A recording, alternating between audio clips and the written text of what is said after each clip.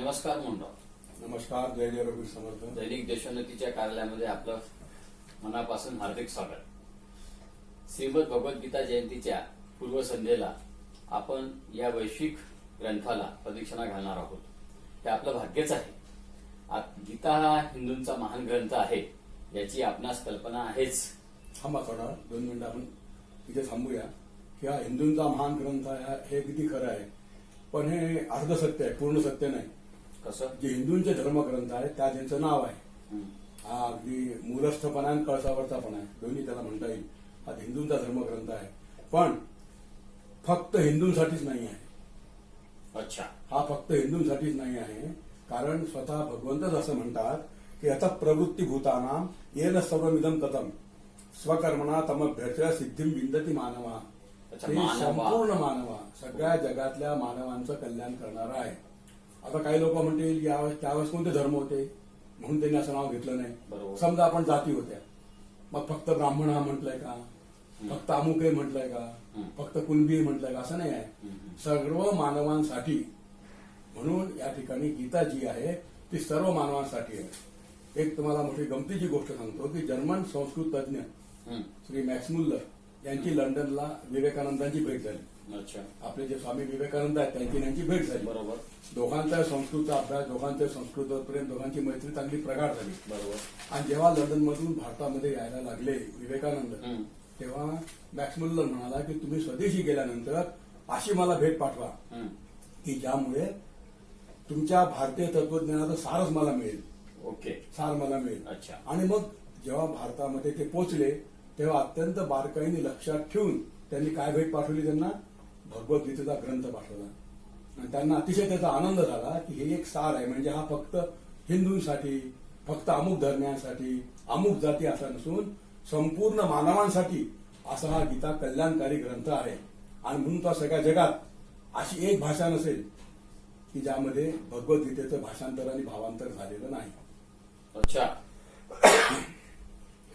खूप छान आपण माहिती दिली. म्हणजे आतापर्यंत गीतेवर फक्त हिंदूंचाच अधिकार आहे किंवा हिंदूंसाठीच गीता आहे अशा पद्धतीचा एक समज त्यामध्ये आहे. पण आपण ते स्वतः 18व्या अध्यायामधील 36वा श्लोक भगवंतांनी जो सांगितलेला आहे तो या ठिकाणी आपण उद्भूत करून सांगितलं की मानवासाठी आहे, फक्त हिंदूंसाठी नाही आहे. आणि हाही प्रश्न बरोबरच होता की त्यावेळेस काही बाकीचे धर्म नव्हतेच. आता बाकीचे धर्म सर्व नंतर आलेले आहेत, परंतु आपण तेही क्लिअर केलं. जर जाती तर होत्या, वर्ण तर होतेच की शूद्र वगैरे ते सर्व वर्ण, तर असे काही भाग नाही. धन्यवाद. दुसऱ्या आपण प्रश्नाकडे बोलूया की गीतेचं म्हणजे महाभारतमध्ये गीता हा भाग आहे, तर गीताचे खरे श्रोते म्हणजे किती श्रोते आहेत आणि कोण श्रोते आहेत? हे लक्षात घ्या, गीता हा महाभारताचा एक भागच आहे. फक्त अभ्यासाकरता आपण तो अलग काढलेला आहे. आता तो महाभारताचाच एक भाग आहे. याचे श्रोते किती आहेत? वक्ता एकच आहे, यात काही शंका नाही. बरोबर. याचे श्रोते प्रत्यक्ष 2 आहेत. अच्छा. एक स्वतः अर्जुन आणि दुसरं हनुमंत जो रथावर बसलेला आहे, रथावर धरून बसलेला आहे. हा प्रत्यक्ष. अप्रत्यक्ष 2 आहेत. एक ज्याला धृतराष्ट्राला ऐकवण्यासाठी दिव्य दृष्टी दिली तो संजय आणि स्वतः धृतराष्ट्र, हे झाले 2. आणि 5वे एक श्रोते आहेत की जे भगवान व्यास आहेत की ज्यांनी काही वर्षानंतर, काही कालावधीनंतर ही भगवद्गीता दोघांचा संवाद अत्यंत विस्तृत करून तुमच्या आमच्या सगळ्यांसाठी महर्षी व्यासांनी ही आपल्याला दिली. असे हे 5 श्रोते आहेत. ह्या सर्व श्रोत्यांवर जर म्हटलं तर कोणावर काय काय प्रभाव पडला? खूपच छान प्रश्न विचारला की श्रोते तर हजारो असतात, पण कोणावर किती परिणाम होतो हा एक मोठा संशोधनाचा विषय आहे. या ठिकाणी एवढे श्रोते आहेत. व्यासांना आपण आणि हनुमंताला सोडून देऊया, यांचं लक्ष इकडे परिपूर्णच आहे, प्रश्नच नाही आहे. प्रश्न अर्जुनाचा राहिला की ज्याच्याकरता ही गीता लिहिल्या गेली म्हणजे सांगितल्या गेली त्याला त्याच्यावर काय परिणाम झाला? त्याच्यावर असा परिणाम झाला की त्यांनी 18व्या अध्यायात कबुलीच दिली आहे, नष्टो मोह स्मृतिर्लब्ध्वा त्वत्प्रसादान्मयाच्युत. तुझ्या या सगळ्या बोलण्यामुळे भगवान कृष्णा माझा मोह गेला, माझा लोभ गेला, आणि जे मला अहंकारातनं वाटत होतं की मीच कोणीतरी मारणार आहे, मीच कोणीतरी लढणार आहे, हे सगळं माझ्या याच्यातून निघून गेलं. नष्टो मोह, आणि मला माझी स्मृती प्राप्त झाली. आणि म्हणून आता काय करतो मी? करिष्ये वचनं तव, आता तू म्हणतो तसं मी करायला तयार आहे. अच्छा. तू म्हणतो तसं मी करायला तयार आहे. म्हणजे जे आपल्या वैशिष्ट्य आहे ग्रंथांचं की संपूर्ण सांगितल्याशिवाय जबरदस्ती नाहीये. अर्जुनावर कृष्ण जबरदस्ती करू शकला असता कलोट मुकाट्याने, असं नाही आहे. तस्माद उत्तिष्ठ कोणत्या युद्धाय कृतनिश्चया, हे केव्हा सगळं सांगून झाल्यावर. आणि तो म्हणतो की आता मी तू म्हणशील तसं करतो. हे खास त्याचं वैशिष्ट्य आहे. हा झाला अर्जुनावरती परिणाम. आता ज्याला दिव्य दृष्टी प्राप्त झाली धृतराष्ट्राकरता तो संजय, त्याच्यावरती काय झालं, तो तर असं समजा की सगळं ऐकल्यानंतर बेहोशच झाला. अच्छा. बेशुद्ध म्हणजे त्याला बेशुद्ध पडला आणि उठला की पुन्हा त्याला सगळं आठवायचं. अच्छा. आणि मुहूर्मुहू असा तो नाचायचा आणि त्या नाचाने पुन्हा तो बेहोश व्हायचा. एकदम बेशुद्ध म्हणता येणार नाही पण पुन्हा उठायचा. हा त्याच्यावर परिणाम झाला. पण गोष्ट अशी आहे महत्वाची की ज्याच्याकरता म्हणून संजयाला नेमण्यात आलं, दिव्यदृष्टी देण्यात आली, त्याच्यावरती काय झाला, धृतराष्ट्रावर काय परिणाम झाला, धृतराष्ट्रावरती काय झाला. आणि राजोरीजी मी असं म्हणतो की परमार्थ जवळ आणला पाहिजे. बरोबर. ही गीता त्या 12 ते 1500 किलोमीटरवरती कुरुक्षेत्रावर त्या कृष्णाने त्या अर्जुनाला म्हणजे आपला काही संबंधच नाही असं होतं. कसं का धृतराष्ट्रावर का परिणाम झाला नाही हे बोलत असताना दुसरा महत्वाचा प्रश्न आहे, माझ्यावरती का होत नाही. अच्छा.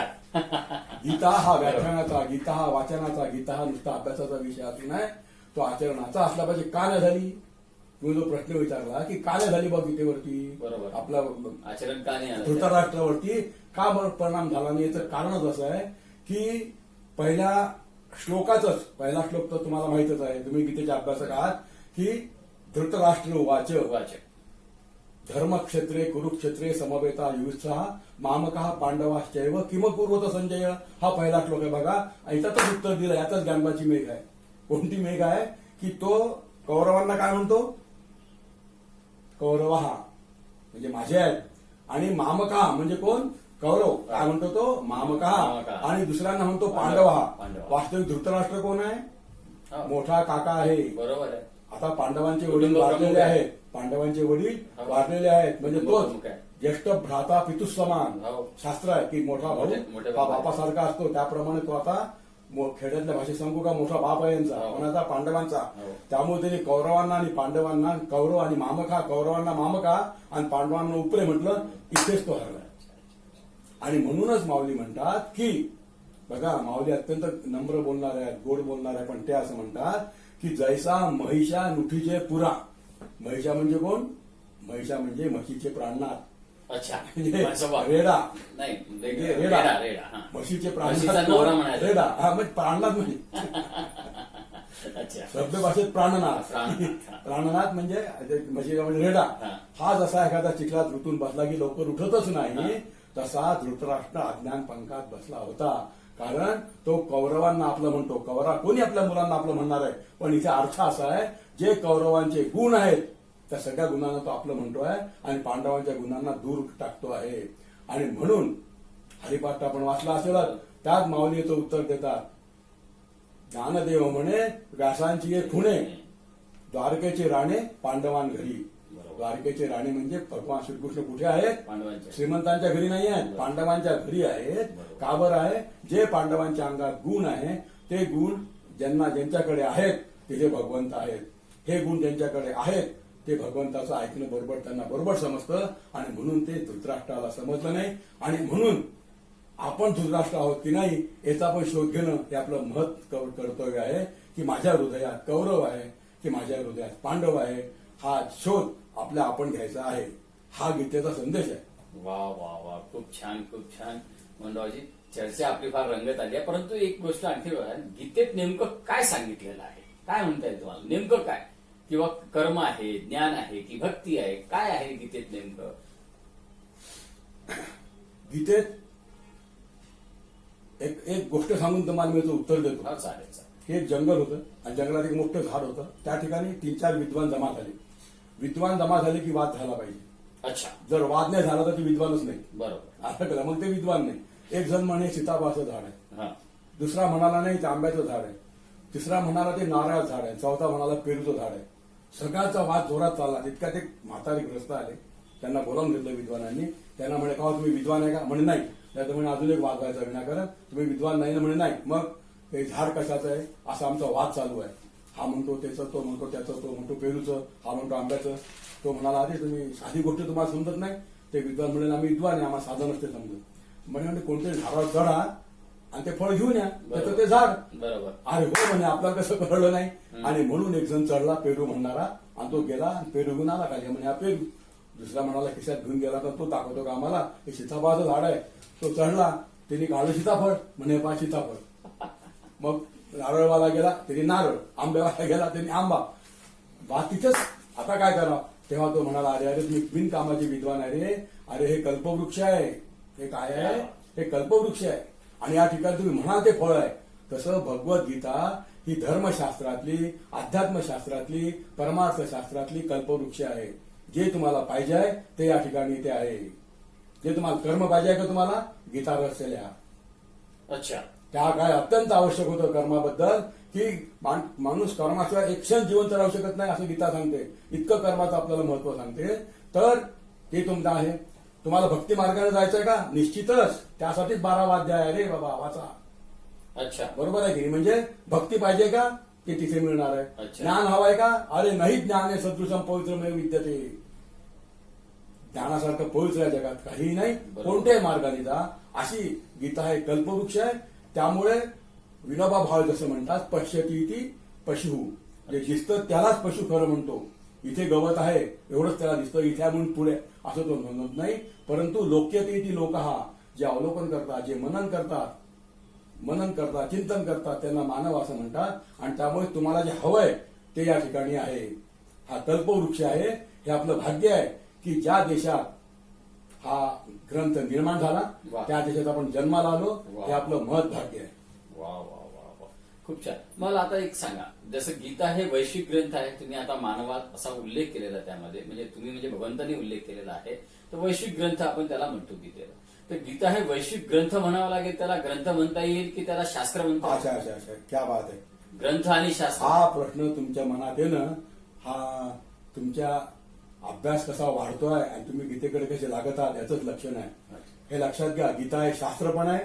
फार महत्वाचा प्रश्न आहे. खूप बारकाईने आपण ऐका, लोक ऐकतील की गीता हे शास्त्र पण आहे आणि गीता हे ग्रंथ पण आहे. गीता ग्रंथाची सुरुवात कुठून झाली आहे, आपण मगाशी म्हटलं धृतराष्ट्र उवाच. धृतराष्ट्र कोण आहे, आंधळा आहे. कोणत्याही धर्माचा प्रारंभ, आता तुम्ही नुसतं डोळ्याने आंधळा घेऊ नका. अच्छा. ज्ञानाने आंधळा, मनाने आंधळा, बुद्धीने आंधळा आहे. त्याच्या मनातच प्रश्न निर्माण होतील. आणि शेवट कोणी केला, गीता ग्रंथाचा म्हणतो मी, शास्त्राचा म्हणत नाही. गीता ग्रंथाचा प्रारंभ धृतराष्ट्राने केला, अंध धृतराष्ट्राने. आणि शेवट कोणी केला, संजयाने केला. संजयाचा श्लोक आहे, यत्र योगेश्वर कृष्ण यत्र पार्थो धनुर्धरा तत्र श्री विजयर भूतो ध्रुवानीतील मतिर्मम. इथे कृष्ण आहे, नुसता कृष्ण नाही, लक्षात घ्या शब्द महत्वाचा लक्षात. यत्र योगेश्वर कृष्ण, योगेश्वर कृष्ण ज्या ठिकाणी आहे. आणि नुसता अर्जुन नाही, यत्र पार्थो धनुर्धरा, यत्र पार्थो धनुर्धरा तत्र स्त्री विजय तिथे मिळेल. म्हणजे मानवापासून सुरुवात झाली आहे, पण अंध मानवापासून सुरुवात झाली आहे. आणि ज्याला दिव्यदृष्टी प्राप्त झाली आहे त्याच्यापासून ग्रंथाचा समारोप झाला आहे. याच्यामध्ये शास्त्र आहे पुन्हा. अच्छा. शास्त्र प्रारंभ आणि समारोप मनुष्य करू शकत नाही, तो भगवंतांनी केलेला आहे. म्हणून दुसऱ्या अध्यायाचा लक्षात घ्या, पहिल्या अध्यायात फक्त अर्जुनच बोलतोय. म्हणजे एवढे मोठे सद्गुरू तिथे उभे आहेत, अर्जुनच बोलतोय. म्हणून भगवान माझ्या माऊलीने त्याला ही दिली आहे की फाल्गुन. जे अर्जुनाचे अनेक नाव आहेत ना, पार्थ आहे, सव्यसाची आहे, तसं त्याला एक फाल्गुन. फाल्गुनात काय करता माहिती तुम्हाला, होळी. आणि होळीला काय असते, तर एक पहिला अध्यात तोच बोलतो आहे. आज भगवंताला बोलू देत नाहीये. आणि 11व्या अध्यायात मात्र मग, म्हणजे माफ करा, दुसऱ्या अध्यायातल्या 11व्या श्लोकापासून भगवंताचं बोलणं चालू होतं. दुसऱ्या अध्यायातल्या 11व्या श्लोकापासून तिथून शास्त्र सुरू होतं. काय होतं, अशोचानन व शोचस्त्वं प्रज्ञापादांचे वाचच आहे. गता असू न गता असू त्याला नानु पश्यंती पंडित आहे. लक्षात घ्या, अशोचानन, तू स्वतः मूर्ख असून स्वतःला शहाणा समजतं, तुला एवढं सुद्धा माहित नाहीये. आता तात्पर्य काय, शोकापासून प्रारंभ झालेला आहे. आणि शास्त्राचा शेवट समारोप सुद्धा कोणी केला, भगवंतानी केला. 18व्या अध्यायातला 66वा श्लोक. अच्छा. श्लोक भक्तिशास्त्रातला म्हणा, त्या कशातलाही हा समारोप आहे. सर्व धर्मान परित्यज्य मामेकम शरणम व्रज. अच्छा. सर्व धर्मांचा, सगळ्या तुझ्या स्वभावांचा सगळ्यांचा त्याग कर. बरोबर. सर्व धर्मान परित्यज्य मामेकम शरणं व्रज अहम त्वाम सर्व पापेभ्यो मोक्षयिष्यामि मा शुचः. म्हणजे शास्त्र झालं पण शुची, ऐका ना, शुची यस. म्हणजे शोकापासून सुरुवात झाली बरोबर. आणि शोकापासून शेवट शेवट झाला. सगळ्या पूर्ण अध्यायांमध्ये काय सांगितलं गेलेलं आहे, माणसाने शोक का करू नये. आणि ग्रंथामध्ये जर म्हणाल तर पहिला शब्द कोणता आहे हो गीतेचा? धर्मक्षेत्रे. कोणता आहे? धर्म. कोणता आहे? धर्म. आणि गीतेचा शेवटचा शब्द कोणता आहे? यत्र योगेश्वर कृष्ण यत्र पार्श्व धनु तत्र श्रीविजय ध्रुवा नितीन मतीर मम. धर्म आणि मम. अच्छा. पहिला शब्द धर्म, शेवटचा शब्द कोणता ग्रंथातला? मम. मम धर्म कहा, माझा धर्म कोणता आहे याचं सगळं उत्तर गीतेमध्ये आहे. माझा म्हणजे आपला सगळ्यांचा कोणता धर्म वा. आहे त्याचं उत्तर ग्रंथामध्ये. आणि शास्त्र शोक का करू नये, शोकापासून सुरुवात झाली आणि शोकापाशी शेवट झाला हे लक्षात घ्या. अत्यंत शास्त्रशुद्ध. कसं तरी जसं कादंबरीत असतं, कथेत असतं, कुठेतरी सुरू होते कुठेतरी संपते. हे काही वेड्यांची कहाणी नाहीये की वेळ लावणारी कहाणी आहे. लक्षात ठेवा. क्या बात आहे, क्या बात आहे. तुमचा याच्यावरून फार गाढा अभ्यास झाला असं दिसतं. आता याच्यातलं त्या अभ्यासाच्याच पुन्हा दुरुस्ती करतो, जशी पहिल्या वाक्यात केली होती. गाढा अभ्यास झालेला नाही आहे, आपण त्याला लागलो आहोत, आपण तिथे जातो आहोत. अच्छा. अलग लक्षात. अनेक ठिकाणी, माफ करा आपण मला, अनेक ठिकाणी जेव्हा मी व्याख्यानाला जातो किंवा माझे अध्यक्ष कुठले प्राध्यापक असतात तेव्हा ते म्हणतात की यांचं ज्ञानेश्वरीवर प्रभुत्व आहे, यांचं गीतेवर प्रभुत्व आहे. आता काय बोला तिथे खरं आहोत, त्यांचं आपल्यावर प्रभुत्व पाहिजे की आपलं तिच्यावर प्रभुत्व पाहिजे? बरोबर. याचं शब्दशास्त्रावर प्रभुत्व आहे हो. बरोबर. गीतेतल्या शब्दांवर प्रभुत्व आहे. बरोबर. गाढा वगैरे नसतो, त्याला आपण चिंतनात लागून गेलं पाहिजे बस. बरोबर. बरोबर. मला आता सांगा की गीता समजावी यासाठी गीतेमध्ये महर्षी व्यासांनी 18 अध्याय आणि 937 श्लोक लिहिले. किती? 937. मला कलेक्ट करा तुम्ही. 700 श्लोक लिहिले. त्यानंतर माऊलींनी त्याच्यावर 9036 श्लोक लिहिले, ओव्या लिहिल्या. असं म्हणजे समजावं म्हणून याच्यासाठी. त्यानंतर सुद्धा अनेकांनी आपापल्या परीने लिहिलं. गीता रहस्य सुद्धा आपण या ठिकाणी उल्लेख केला. आणखी तेच, परंतु तरीही ते आपल्याला म्हणजे काय करावं लागेल की ज्याच्यामुळे ते अधिक जास्त चांगलं समजेल. अजूनही असा सर्वांना एक समज आहे की गीता हे जरा किचकट वाटते. काय करावं लागेल की ज्याच्यासाठी ते समजेल? काय होतं, आपल्या मुलाला गणित येत नाही हो, असं आपल्याला कळतं. गणित येत नाही बरोबर. किंवा इंग्रजी बरोबर येत नाही. आपण म्हणतो त्याच्या डोक्यावरून चाललं. आपण काय म्हणतो, हे त्याच्या डोक्यावरून चाललं. मग आपण सोडून देतो का, राहू दे काही येत नाही तर नको येऊ. मग आपण त्याच्या डोकं त्याच्या वरती जावं म्हणून त्याला ट्युशन लावतो, बरोबर, अभ्यास करायला लावतो. बरोबर. आणि तो डोक्यावरून जाऊ नये याचा आपण काळजी घेतो. हो. अशी आपण गीतेकरता घेतो का? नाही. काय अत्यंत महत्व. अशी आपण गीतेकरता घेतो का? तेवढी काळजी घेतली की हे लक्षात घ्या, गीता अजिबात कठीण नाही. गीता अजिबात कठीण नाही. जर आपण त्याचं वाचन सुरू केलं, जर त्याचं मनन सुरू केलं. अहो साधं विनोबांच्या आईने फक्त मला म्हटलं मला गीता समजत नाही रे, बरोबर सांग, तर त्यांनी गीताही लिहिली. त्यांनी गीताही लिहिली आणि आईला समजून सांगितलं ही गीता आहे. जन्माला आल्यानंतर गीतेचा अभ्यास केलाच पाहिजे. म्हणजे मोठा त्याच्या खाली अंडरलाईन आहे लाल, केलाच पाहिजे. आणि लक्षात घ्या, ते अजिबात कठीण नाही. इतकं काही लिहून ठेवलंय, इतकं काही. शेवटी काय माहितीये का, समजा आपल्याला काहीच नको आहे, आता कठीण झालंय बाबा. जसं ज्ञानेश्वरी तुम्ही म्हटलं जाता 9036 ओव्यांचा ग्रंथ आहे, नाही समजत का? मग माऊलींनी काय केलं, किती किती दयाळू कृपाळू लोक आहे. माऊलींनी काय केलं, फक्त पसायदान 9036 ओव्यांचा सार माऊलींनी 9 ओव्यात आणला. आता विश्वात मध्ये देवेमध्ये तुम्ही वाचलं हो की तुम्हाला सगळी ज्ञानेश्वरी समजली. म्हणजे ते वाचून लगेच संपवायचं नाही, पण कसं हे असं आहे. तसं एकच श्लोक आहे ना हा, सर्व धर्मान परित्यज्य मामेकम शरणं व्रज अहम त्वाम सर्व पापेभ्यो. बस अहो एक श्लोक चिंतन करा. नामदेव महाराज म्हणतात की गीतेच्या आपलं ज्ञानेश्वर संदर्भात की एक तरी ओवी अनुभवावी. अच्छा, अनुभवावी याचा अर्थ. म्हणजे अनुभव घ्या, म्हणजे आचरणात आणा. अच्छा. काय हे आचार्य कुलामध्ये एक प्रश्न विचारला गेला आचार्य राम शेवाळकरांना. सगळ्यांना माहिती आहे ना, डावीकडून चालावा उजवीकडून जाऊ नये. दिवा लागला की लाल दिवा लागला की थांब, सगळ्यांना माहिती. मग का थांबत नाही? म्हणे आमच्या शाळेमध्ये काय शिकवलं जातं की लाल दिवा लागल्यावर काय करावं, गाडी थांबवावी असे सांगावे, असं आमच्यात शिकवलं जातं. असे करावे असे नाही शिकवलं जात. अच्छा. बरोबर आहे. डावी कोणत्या रस्त्याने कोणत्या बाजूनी चालावे असे विचारल्यास काय सांगावे, असं सांगायचं. तर डावीकडून चालावे असे लिहावे म्हणजे आपल्याला मार्क मिळतात. तसे चालावे असे कोणी शिकवलेलं नाही आहे. त्यामुळे असं जोपर्यंत होणार नाही की हे माझ्याकरता आहे, मी जसं मगाशी म्हटलं ना, परमार्थ आपल्या जवळ आणा, माझ्याकरता आहे. मी तर धृतराष्ट्र नाही आहे ना, मी तर दुर्योधन नाही आहे ना, हे लक्षात घ्या. भगवंत इथेच आहे, भगवंताला कुठे बाहेर पाहायला जायचंच नाही आहे, भगवंत इथेच आहे. पण माझ्यातले कौरव दष्टपुष्ट झाले आहे आणि पांडवांना सलाईन लावायची वेळ आली आहे. तेव्हा त्यांना सलाईन लावायची वेळ बाजूला करणे, कौरवांना दूर सारणे आणि मग पांडवांना, म्हणजेच काय, जे पांडवांचे गुण आहेत ते माझ्या अंगात आणणे. कौरवांचे गुण, आता 100 कौरवांचं उदाहरण कशाला देतोय मला सांगतो. 3 प्रतिनिधी घेऊन आपण, 1 दुर्योधन, 2 दुःशासन, 3 शकुनी. पूर्ण महाभारत मध्ये 3 प्रतिनिधी तुम्ही 3 कोणाचे? कौरवांचे. कोणाचे? म्हणजे दुर्योधन कशाचा आहे? बरोबर आहे. दुर्योधन आहे अहंकार आणि प्रचंड लोभ. एक सुईवरची जागा पण त्यांना मी देणार नाही, सुई मावेल एवढी पण देणार नाही. अहंकार आणि मोह, लोभ याचं. दुःशासन कशाचा आहे? स्त्री अत्याचार. स्त्री अत्याचार. दुःशासन स्त्री अत्याचाराचा आहे. हे 3 गोष्टी. आणि शकुनी कपट, अत्यंत कपटी. आता मी प्रत्येकाचं उदाहरण देत बसत नाही आहे, पण हे 3 गुण माझ्यापाशी आहेत का?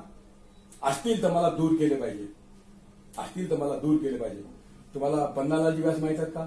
खामगावचे अत्यंत आर्य समाजातले होते. टिळकांना जेव्हा हल्ला झाला टिळकांवरती, एकट्या माणसाने खुर्च्या अडवल्या. आमच्या मुक्तेश्वर आश्रमात एक हनुमंताचा फोटो आहे, त्याला तोंड फक्त हनुमंताचं आहे, बाकी सगळं शरीर पन्नालालजींचं आहे. असे ते होते. असं श्लोक म्हणायचे, राम ने किया था त्याग, वचन पिता के काज, तुम तात मात बात धुले में मिलाते हो. क्या बात.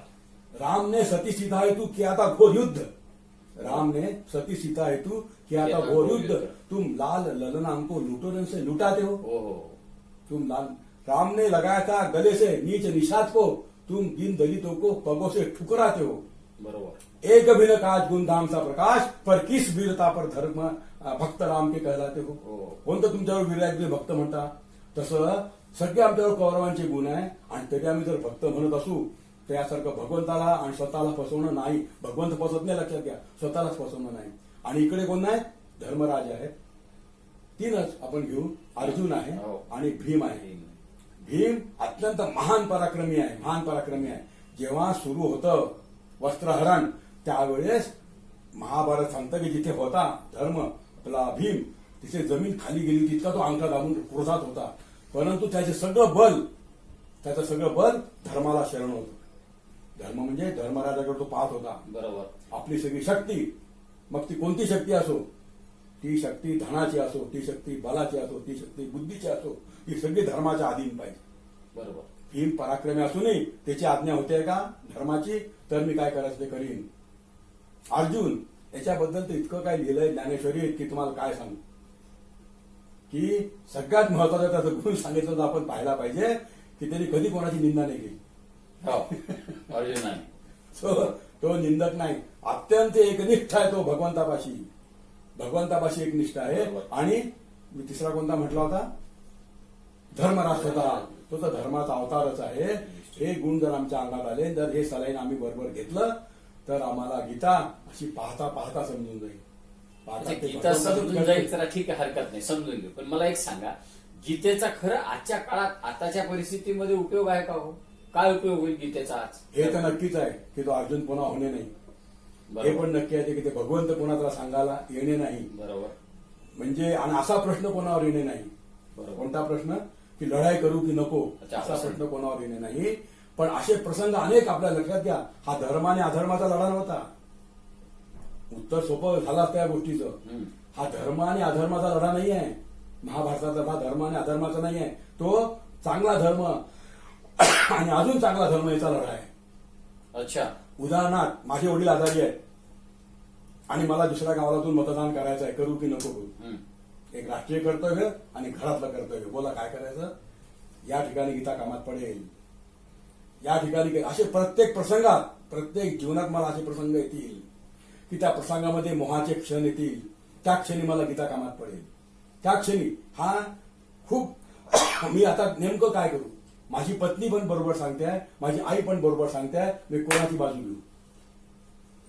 अच्छा, मग त्या त्यावेळेस गीता ठिकाणी गावात- गीता बरोबर माझ्या कामात, गीतेत प्रत्येक श्लोक माझ्या कामात पडतील आणि त्या ठिकाणी ती मला तारेल, त्या ठिकाणी मला तारेल. म्हणून आजच्या व्यवहारात सुद्धा गीता वाचून म्हणजे अनेकांनी, आज तुम्हाला गंमत वाटेल, लोकमान्य टिळकांनी आगरकर कसं होता, हो. पहिले 33 होते, मग 36 36. 36 झाले, तरी पण दोघांचा आदर्श कोण, गीता. अनेक क्रांतिकारक कोणता ग्रंथ घेऊन गेले, गीता. गीता. महात्मा तुम्हाला गांधी. जीवन चांगलं करायचं असेल तर कोण आहे, गीता. तुम्हाला मरण जरी चांगलं करायचं असेल तर कोण आहे, गीता. आता एक छोटासा गीता प्रश्न. मरणाचं सांगते तुम्हाला Yeah. की वासांशी जीर्णाने यथाव्य आहे. याचं हिंदीमध्ये भाषण करताना एकाने म्हटलेलं आहे की जाता नहीं है कोई दुनिया को दूर छोड़ के, बरोबर. जाता नहीं है कोई दुनिया को दूर छोड़ के, मिलते सभी यही पर कपडे बदल बदल के. कपडे बदल. म्हणजे गीता तुम्हाला काय शिकवते, अमरत्व शिकवते, अमरत्व शिकवते. तुम्ही म्हणजे मरणारच नाही असं नाही आहे, मग तो खूपच झाली. हे आपल्या धर्माच्या अर्थ आपण चुकीचे लावतोय की मरणारच नाही असं नाही आहे, मरून तुम्ही अमर होणार, मरून तुम्ही अमर होणार. लक्षात की तुम्ही इथेच आहात, जाताय कुठे, तुम्ही इथेच आहात. नाही, बरोबर आहे. तुम्ही एकदम छान माहिती दिली मोहनराव, की बाबा प्रत्येक समस्येचं उत्तर गीतेमध्ये सापडतं, त्याच्यासाठी गीता अभ्यास केला गेला पाहिजे. परंतु मला आणखी गीतेबद्दल खूप काही बोला, पण एक प्रदक्षिणा आपण जी गीतेला पूर्ण मारली, आज आपण गीता जयंतीच्या पूर्वसंध्येला आपण ज्या उद्देशाने निघालो, तर ही जी प्रदक्षिणा आपण मारली, याबद्दल एक थोडक्यात आपलं काय नाही, थोडक्यात म्हणजे काय, प्रदक्षिणा म्हणजे काय, प्रदक्षिणा म्हणजे मंदिराला बाहेरून प्रदक्षिणा मारणे. हो. अजून आपण गेलोच नाही आहात. आपण गीतेला एक बाहेरून प्रदक्षिणा मारली की श्रोते किती, वक्ते किती, काय म्हणायचं, अशा फक्त आपण बाहेरून फिरलेलो आहे. बरोबर. आणि अजून जेव्हा पुन्हा वेळ मिळेल तेव्हा आपण एक एक अध्यायाला जर पण माझे पण खूप सारे प्रश्न आहेत ना. हो, तुमचे प्रश्न आहेत आणि तिथे तो उत्तरांचा खजिनाच आहे. पण झालं कसं आहे माहितीये का, एक हिंदीमध्ये म्हणतात ना, घागर में सागर, हो. तसं घागरीमध्ये सागर भरावा. हा, इथे साखरेत तर एवढा मोठा सागर तांब्यात भरण्याचा प्रयत्न चालू आहे अर्ध्या तासाच्या. याला आपण काय करू शकतो, बरोबर. पण वेळेला दोघांचे, तुम्हालाही बंधन आहे, मलाही बंधन आहे, ते आपण दोघांनी पाळलंच पाहिजे, तरच गीता समजली असं होईल. एकदम बरोबर. त्याचं आपल्यालाच गीता समजली नाही असं होईल. थँक्यू, धन्यवाद, खूप खूप धन्यवाद मोहनराव, आपण आलात दैनिक देशवंतीच्या कार्यालयात आणि पूर्वसंध्येला आपण खूप छान या ठिकाणी माहिती दिली. याचा फायदा निश्चितच आमच्या सर्व श्रोत्यांना होईल अशा पद्धतीची अपेक्षा व्यक्त करतो. पुनश्च आपले आभार व्यक्त करतो. धन्यवाद. मी पण आपला आभारी आहे की आपण एक खूप चांगली संधी दिली आणि असं जर आपण करत गेलो नेहमी तर लोकांना आणि आपल्यालाही अभ्यासाला गती दिल्या जाईल. जय जय रघुवीर समाज. धन्यवाद. धन्यवाद.